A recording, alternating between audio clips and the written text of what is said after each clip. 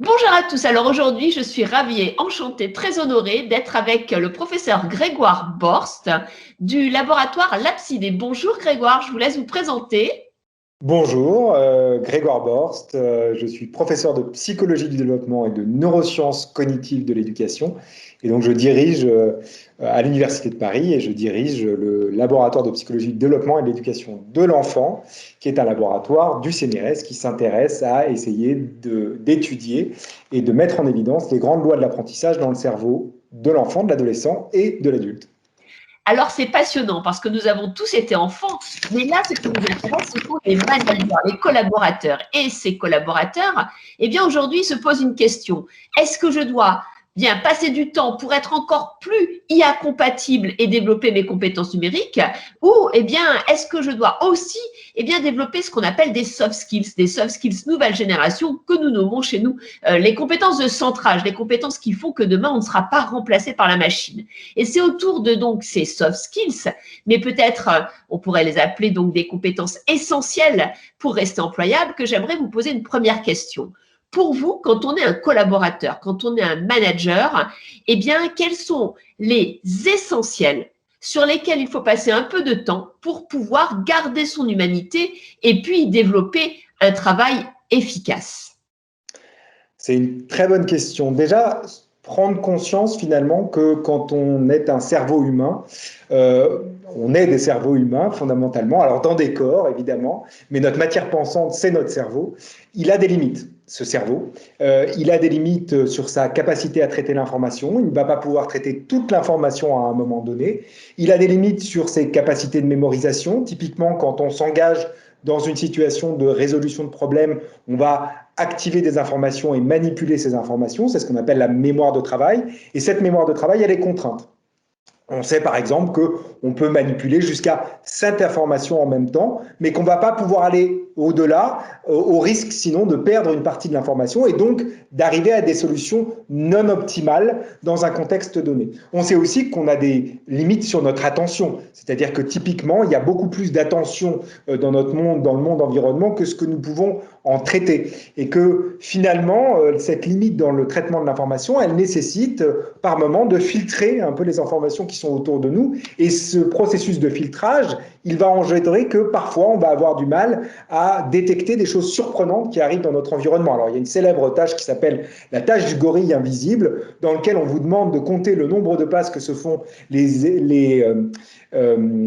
joueurs d'une équipe en maillot blanc. Vous avez aussi des joueurs d'une autre équipe en maillot noir qui se font des passes. Et comme vous êtes très concentré sur ce ballon qui est en train de circuler entre ces joueurs-là, vous ne voyez pas qu'un gorille passe au milieu de l'écran, se tape sur la poitrine et sort, et il reste jusque 10 secondes sur la vidéo.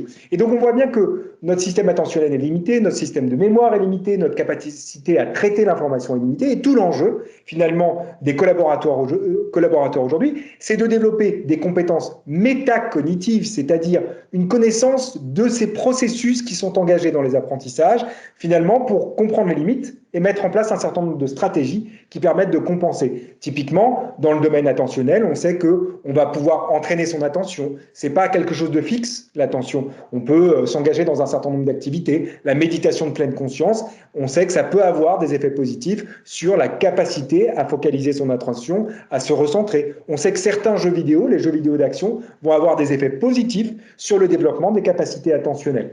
Et puis, on peut aussi faire appel à des processus de plus haut niveau. On a parlé de la mémoire de travail, mais on sait qu'il y a deux autres fonctions exécutives, c'est-à-dire des fonctions de notre cerveau qui permettent de réguler l'ensemble des processus cognitifs que nous utilisons dans un certain nombre d'activités, que ce soit au travail ou dans la vie quotidienne. Et il y a deux fonctions exécutives qui sont extrêmement importantes. Les capacités de résistance aux automatismes. Il faut qu'on apprenne à résister dans un certain nombre de situations. On doit notamment apprendre à résister à un certain nombre d'automatismes. Finalement, pour réussir à fonctionner dans notre monde d'aujourd'hui, on a quand même besoin à des moments de développer un certain nombre d'automatismes. Vous imaginez si on était des purs calculateurs froids, on passait notre temps à analyser toutes les situations de façon très délibérative, ça nous prendrait beaucoup de temps pour prendre des décisions. Donc on a besoin de construire des automatismes. Ce que Daniel Kahneman, qui est un prix Nobel d'économie, appelait les heuristiques de pensée. Sauf que ces heuristiques de pensée, dans un certain nombre de situations, elles vont nous apprendre elles vont nous amener à nous tromper de façon systématique. Et donc, pour prendre de bonnes décisions, que ce soit dans l'entreprise ou en dehors de l'entreprise, il faut aussi qu'on apprenne à résister à certains automatismes de pensée, certains heuristiques. Et ça, on sait que c'est extrêmement important pour les apprentissages, que ce soit à l'école, mais aussi à l'université et dans le monde de l'entreprise. Et puis, dernière fonction exécutive, alors dans l'entreprise, je sais que vous parlez d'adaptabilité et en psychologie cognitive, on parle de flexibilité cognitive. C'est notre capacité finalement à distribuer notre attention et distribuer nos processus cognitifs sur différentes tâches, soit de façon séquentielle, soit quasiment en même temps. Et ça, on sait que c'est extrêmement prédictif de notre capacité d'adaptation et de nos capacités d'apprentissage. Donc finalement, 4 grandes fonctions, les fonctions exécutives, les capacités métacognitives et puis les capacités attentionnelles et de mémoire. Waouh, donc ça veut dire qu'en fait, c'est la base pour pouvoir réfléchir, avoir de l'esprit critique et proposer. Mais concrètement, comment fait-on? Alors, il y a beaucoup de propositions aujourd'hui. J'en ai un peu parlé, j'ai parlé de la métacognition et notamment dans cet aspect de la métacognition, il y a cette idée qu'il faut apprendre à se connaître. Et donc, apprendre à se connaître, ça veut dire effectivement se dire que l'ensemble des fonctions dont on a parlé, on peut les entraîner. On a un peu parlé de la fonction attentionnelle qu'on peut entraîner par les jeux vidéo. Alors, on voit effectivement qu'il n'y a pas que des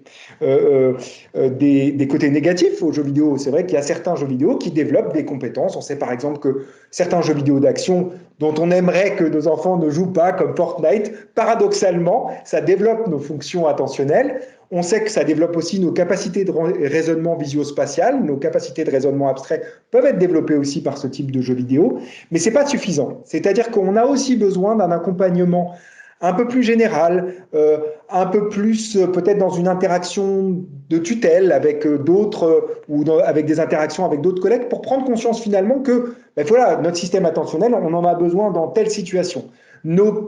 Le fait de savoir qu'on a une capacité de mémoire un peu limitée et qu'on ne peut pas traiter toutes les informations en même temps, c'est important aussi pour développer finalement ces connaissances-là. Apprendre à résister, ça demande aussi finalement parfois à avoir un signal stop dans son cerveau. Et ça aussi, cette auto-réflexivité, ça en appelle finalement à notre métacognition, c'est-à-dire penser par soi-même et souvent penser contre soi-même. Et ça, on a besoin d'accompagnement, on a besoin finalement de se dire à des moments, et je sais que c'est paradoxal, parce qu'on est dans un monde de l'entreprise dans lequel on a mis en place des process, on doit aller de plus en plus vite. Je dirais que l'important, c'est de réintroduire par moment dans les organisations, que ce soit à l'université ou dans les entreprises, du temps long. Parce que le temps long, c'est un moment où justement on peut réengager de l'autoréflexivité, et c'est-à-dire une façon d'apprendre nos propres limites et de mettre en place des stratégies métacognitives qui nous permettent de dépasser ces limites. Un immense merci Grégoire, un immense merci pour ce magnifique panorama.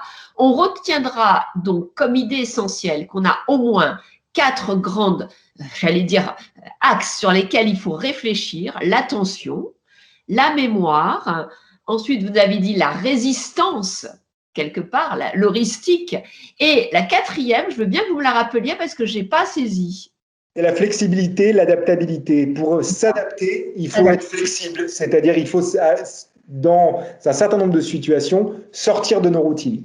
C'est-à-dire, quelque part, être un peu comme le roseau, être dans le consensus et être capable de renoncer ou de se remettre en question. Ce que je retiens également, c'est vos astuces pour le comment. Quelles sont les bonnes pratiques pour développer ces 4 grands leviers de l'humain? Les bonnes pratiques, c'est qu'en fait, on a d'abord à prendre conscience de soi-même.